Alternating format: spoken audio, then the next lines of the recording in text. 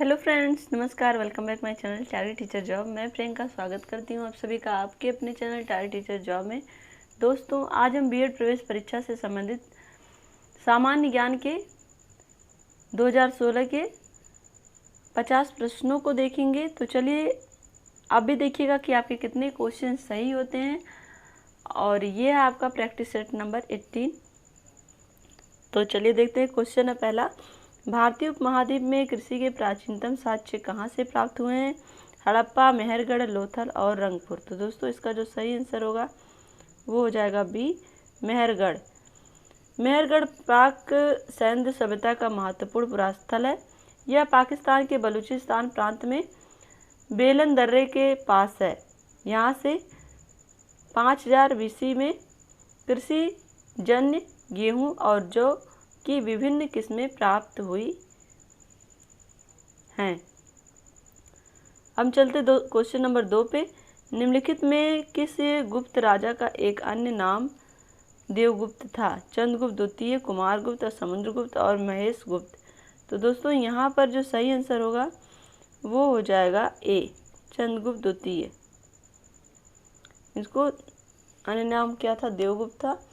समुद्रगुप्त के पश्चात उनकी प्रधान महिषी दंत देवी से उत्पन्न पुत्र चंद्रगुप्त द्वितीय गुप्त वंश का सर्वाधिक महत्वपूर्ण व शक्तिशाली शासक बना। चंद्रगुप्त द्वितीय का एक अन्य नाम देव भी था और उसे देवगुप्त, देवराज, देवर्षि आदि कहा गया। क्लियर। अब हम चलते क्वेश्चन नंबर 3 पर। दिल्ली का कौन सा सुल्तान मंगोल नेता चंगेज खां का समकालीन था? रजिया, बलबन, इल्तुतमिश और अहमद खां। तो दोस्तों यहाँ पर जो सही आंसर होगा वो हो जाएगा आपका सी, इल्तुतमिश। इल्तुतमिश के समय में तुर्की राज्य को मंगोलों के आक्रमण से एक तरह से संभावना बनी रहती थी मंगोलों के आक्रमण की। और यहाँ पर मंगोलों के आक्रमण से महान संकट भी उत्पन्न हुए और उस समय जो महान नेता चंगेज खां ने गोबी के रेगिस्तान को पार करके भारत की तरफ बढ़ा, लेकिन इल्तुतमिश की दूरदर्शिता के कारण इसके आक्रमण को टाला जा सका। क्लियर। चंगेज खां जो कि मंगोल था वो इल्तुतमिश के राज्य में घुसना चाहता था, लेकिन उसने उसकी सारी योजनाएं विफल कर दी अपनी दूरदर्शिता के कारण। क्लियर। अब हम चलते क्वेश्चन नंबर 4 पर। जहांगीर ने टॉमस रो को कहाँ मिलने का अवसर दिया था? आगरा, अजमेर, दिल्ली, लखनऊ। तो दोस्तों यहाँ पर जो सही ऑप्शन होगा वो हो जाएगा आपका बी, अजमेर। 18 सितंबर 1615 को सूरत बंदरगाह पर टॉमस रो उतरा और 10 जनवरी 1616 को उसने अजमेर में जहांगीर से मुलाकात की। अब हम चलते हैं क्वेश्चन नंबर 5 पर। निम्नलिखित में से कौन सा संगीत वाद्य यंत्र बजाने में औरंगजेब निपुण था? एक तरह से तो ये हो जाएगा सितार, पखावज और सरोद और वीणा। तो दोस्तों यहाँ पर जो सही आंसर होगा वो हो जाएगा डी। वैसे तो औरंगजेब संगीत नृत्य का विरोधी था, लेकिन वह स्वयं वीणा बजाने में निपुण था। उसकी कट्टरता के कारण उसे जिंदा पीर भी कहा जाता था। Question number 6। निम्नलिखित में कौन सा गुरु नानक का जन्म स्थल है? ननकाना, नंदेड़, नाभा और अमृतसर। तो दोस्तों यहाँ पर जो सही आंसर होगा वो हो जाएगा आपका ए। सिख धर्म के प्रवर्तक गुरु नानक देव का जन्म पंजाब के तलवंडी में अप्रैल 1469 ईस्वी में हुआ था। यह स्थान अब ननकाना साहब के नाम से भी प्रसिद्ध है। तलवंडी को किस नाम से जाना जाता है? ननकाना साहब के नाम से।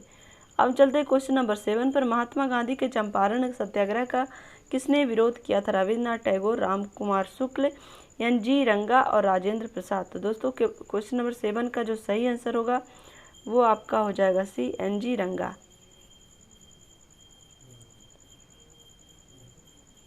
महात्मा गांधी के चंपारण सत्याग्रह का विरोध आंध्र प्रदेश के NG रंगा ने किया था। अब चलते हैं क्वेश्चन नंबर 8 पर। मुस्लिम लीग ने सीधी कार्रवाई दिवस मनाया 12 अगस्त 1946, 13 अगस्त 1946, 14 अगस्त 1946 और 16 अगस्त 1946। तो दोस्तों इसका जो सही आंसर होगा वो हो जाएगा डी, 16 अगस्त 1946 को। अब हम चलते हैं क्वेश्चन नंबर 9 पर। बंदी जीवन पुस्तक के लेखक कौन थे? दीनबंधु मिश्र, सचिंद्र सान्याल और हेमचंद्राकर और राम प्रसाद बिस्मिल। तो दोस्तों 9 का जो सही आंसर होगा वो आपका हो जाएगा बी, सचिंद्र सान्याल। अब चलते हैं क्वेश्चन नंबर 10 पे। भारतीय राष्ट्रीय कांग्रेस के सूरत अधिवेशन 1907 का अध्यक्ष कौन था? दोस्तों जितने भी कांग्रेस के अधिवेशन हुए हैं अलग अलग जगहों पे, इनके अध्यक्ष के नाम अक्सर पूछता है। तो 1907 में जो सूरत अधिवेशन होता है उस समय उसके अध्यक्ष कौन थे, ये क्वेश्चन आपका है। तो उस समय ऑप्शन देख लेते हैं। आर.बी. घोष, बी.जी. तिलक, एनी बेसेंट, जी.के. गोखले। तो यहाँ पर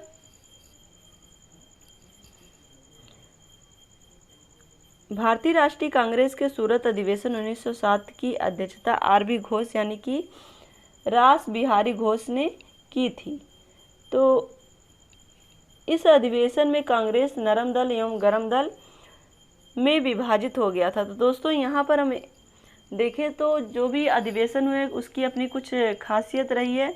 तो इसमें क्या था कि 1907 में जो राष्ट्रीय कांग्रेस पार्टी थी वो 2 दलों में विभाजित हो गई थी, नरम दल और गरम दल में। क्वेश्चन नंबर 11, अदृश्य निर्यात से तात्पर्य वस्तुओं का निर्यात, सेवाओं का निर्यात, तस्करी से सामान का निर्यात और लेखा रहित निर्यात। तो दोस्तों यहाँ पर हम देखें इसका जो सही आंसर होगा वो हो जाएगा बी, सेवाओं का निर्यात। अदृश्य निर्यात से तात्पर्य क्या है? सेवाओं का निर्यात जिसमें चिकित्सा, परिवहन, बैंकिंग, वित्तीय सेवा आती है। अब हम चलते हैं क्वेश्चन नंबर 12 पर।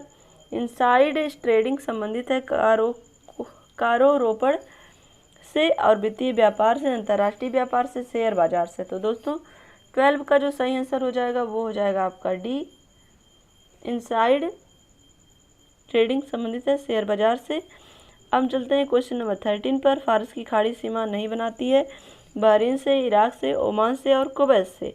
तो दोस्तों इसका सही आंसर जो है फारस की खाड़ी सीमा नहीं बनाती है वो है आपका सी। अब हम चलते हैं क्वेश्चन नंबर 14 पर। हीरोइन प्राप्त होती है भांग से, अफीम पोस्त से, तंबाकू से, सुपारी से। तो दोस्तों यहाँ पर ये हो जाएगा आपका बी, अफीम पोस्त से। हीरोइन पोस्त के अधपके फल से प्राप्त होती है। अब हम चलते हैं क्वेश्चन नंबर 15 पर। संकोच नदी सीमा बनाती है बिहार और पश्चिम बंगाल के मध्य, असम और अरुणाचल के मध्य, असम और पश्चिम बंगाल के मध्य, बिहार और झारखंड के मध्य। तो दोस्तों यहाँ पर असम तथा पश्चिम बंगाल के मध्य ये सीमा बनाती है। सी ऑप्शन आपका सही होगा। क्वेश्चन नंबर 16 है। तुलबुल परियोजना किस नदी पर स्थित है? चिनाव, रावी, ब्यास और झेलम। तो दोस्तों यहाँ पर तुलबुल परियोजना किस नदी पर स्थित है? वो आपका हो जाएगा डी, झेलम नदी। भारत ने कश्मीर में बुलर झील के और सोपार कस्बे के बीच नौवहन की आवश्यकता को महसूस करते हुए 1984 में तुलबुल नौवहन परियोजना की शुरुआत की थी।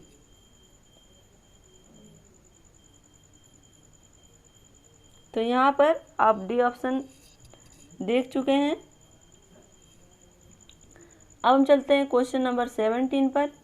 पीर पंजाल श्रेणी पाई जाती है अरुणाचल प्रदेश, जम्मू कश्मीर, पंजाब और उत्तराखंड में।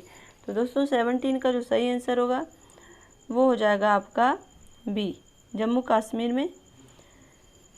और क्वेश्चन नंबर 18 देखें तो भारत का सबसे बड़ा बंदरगाह मुंबई, विशाखापट्टनम, तुतीकोरम और कांडला। तो दोस्तों 18 का जो सही आंसर होगा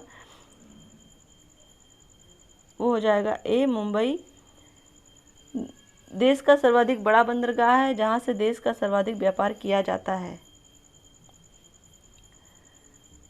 क्वेश्चन नंबर 19, भूमध्य रेखा गुजरती है मध्य अफ्रीका गणराज्य से होकर, केन्या से होकर, नाइजर से होकर और वेनेजुएला से होकर। तो दोस्तों ये आपका हो जाएगा भूमध्य रेखा गुजरती है कहाँ से? केन्या से होकर। क्वेश्चन नंबर 20 देखें। भारत में सोयाबीन का अग्रणी उत्पादक है उत्तर प्रदेश, छत्तीसगढ़, गुजरात, मध्य प्रदेश। तो दोस्तों 20 का जो सही आंसर होगा वो हो जाएगा डी, MP, सोयाबीन का अग्रणी उत्पादक। क्वेश्चन नंबर 21 देखें, पंडित जवाहरलाल नेहरू के नेतृत्व में अंतरिम सरकार का गठन कब हुआ था? जुलाई 1946 में, अगस्त 1946 में, सितंबर 1946 में और अक्टूबर 1946 में। तो दोस्तों यहाँ पर हम देखें, ये हो जाएगा सी, सितंबर 1946 में पंडित जवाहरलाल नेहरू की अध्यक्षता में अंतरिम सरकार का गठन किया गया।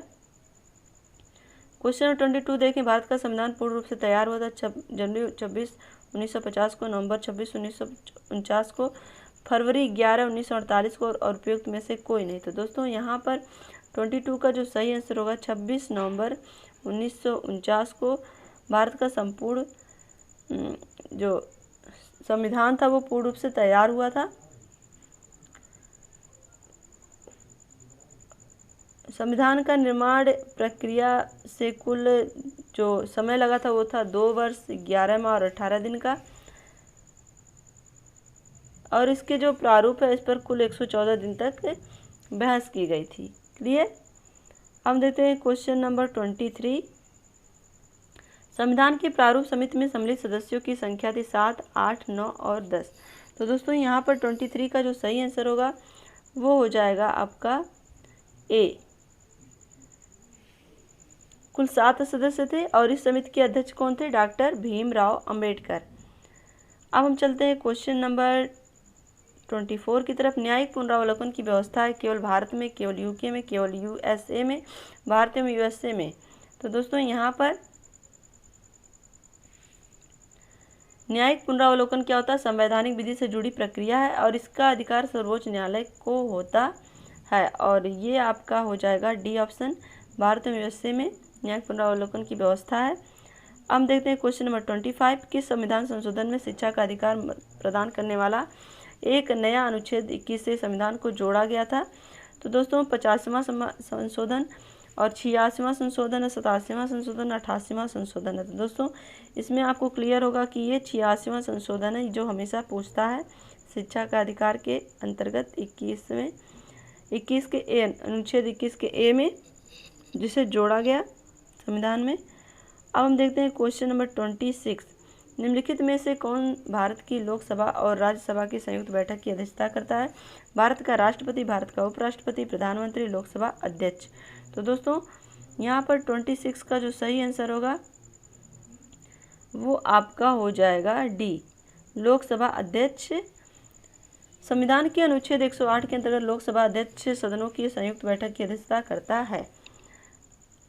अब हम देखते हैं क्वेश्चन नंबर 27, निम्नलिखित में से कौन सा भारत के संविधान में राज्य सूची में सम्मिलित नहीं है? आपराधिक दंड प्रक्रिया संहिता, पुलिस, कानून व्यवस्था और जेल। तो दोस्तों यहाँ पर 27 का जो होगा वो हो जाएगा ए, आपराधिक दंड प्रक्रिया संहिता। क्वेश्चन नंबर 28 देखें, निम्न में से किस राज्य में द्विसदनात्मक विधायिका नहीं है? उत्तर प्रदेश, मध्य प्रदेश, बिहार और कर्नाटक। तो दोस्तों यहाँ पर 28 का जो होगा वो हो जाएगा बी, मध्य प्रदेश में। मध्य प्रदेश राज्य में द्विसदनात्मक विधायिका नहीं है, 5 राज्यों में है, जैसे कर्नाटक, बिहार, उत्तर प्रदेश, महाराष्ट्र एवं जम्मू कश्मीर में द्विसदनात्मक विधायिका है। अब हम देखते हैं क्वेश्चन नंबर 29, निर्वाचन आयोग के 3 सदस्यीय आयोग किस वर्ष में बनाया गया? 1987, 1988, 1989 और 1990। तो दोस्तों यहाँ पर हो जाएगा ये आपका 29 का जो सही आंसर होगा वो हो जाएगा आपका सी, 1989 में। अब हम देखते हैं क्वेश्चन नंबर 30, निम्न में से किस प्रधानमंत्री ने अपने कार्यकाल में संसद का सामना नहीं किया? दोस्तों यहाँ पर ऑप्शन दिए हुए हैं चंद्रशेखर, VP सिंह, चौधरी चरण सिंह और अटल बिहारी वाजपेयी। तो दोस्तों यहाँ पर क्वेश्चन नंबर 30 का जो सही आंसर होगा वो हो जाएगा आपका सी, चौधरी चरण सिंह। क्वेश्चन नंबर 31, हिलियोडोरस का बेसनगर अभिलेख संदर्भित है? संकर्षण तथा वासुदेव से, संकर्षण तथा प्रद्युम्न से, संकर्षण वासुदेव प्रद्युम्न से और केवल वासुदेव से। तो दोस्तों 31 का जो सही आंसर होगा वो आपका हो जाएगा डी, केवल वासुदेव से। अब हम देखते हैं क्वेश्चन नंबर 32। छठी शताब्दी ईसा पूर्व में 16 महाजनपदों के विषय में निम्नलिखित में से किस बौद्ध ग्रंथ में सूचना मिलती है? दीर्घ निकाय, अगुंतर निकाय ये, और सी आपका लिपिटक, और डी आपका दीपवंश। तो दोस्तों 32 का जो सही आंसर होगा वो हो जाएगा आपका बी, अगुंतर निकाय में 16 महाजनपदों के विषय में जानकारी मिलती है। अब हम देखते हैं क्वेश्चन नंबर 33। प्राचीन काल के भारत पर आक्रमणों के संबंध में कौन सा एक सही कालानुक्रम है? यूनानी, शक, कुषाण, यूनानी, कुषाण और शक, शक, कुषाण और यूनानी, कुषाण, शक और यूनानी।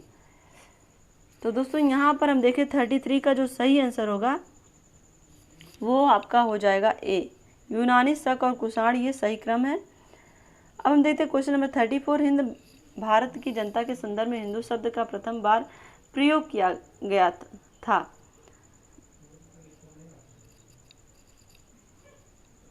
चीनियों ने, रोमवासियों ने, अरबों ने और यूनानियों ने, किसने प्रयोग किया था हिंदू शब्द का? तो ये आपका हो जाएगा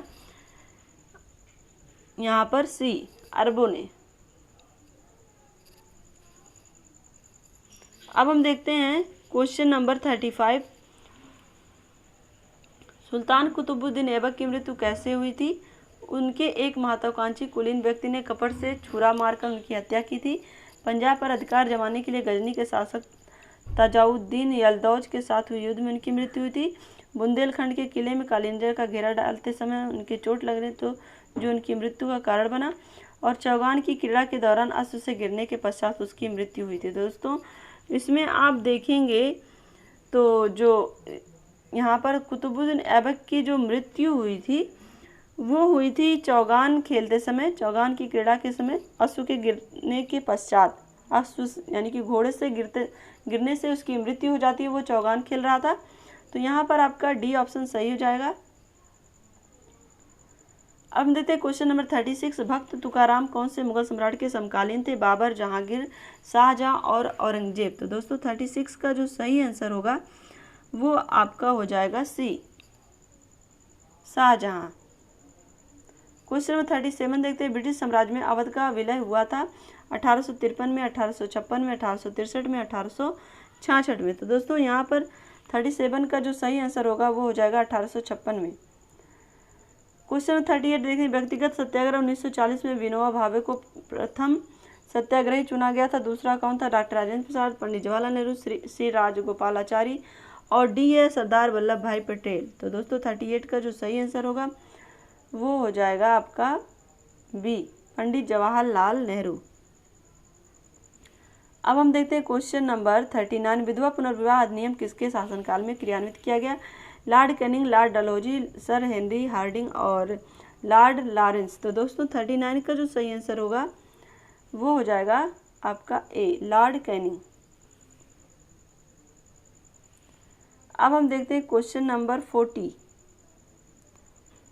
मामल्ल शैली का विकास किस वंश के शासनकाल के दौरान हुआ था? चोल वंश, चालुक्य वंश, पल्लव वंश और सालू वंश।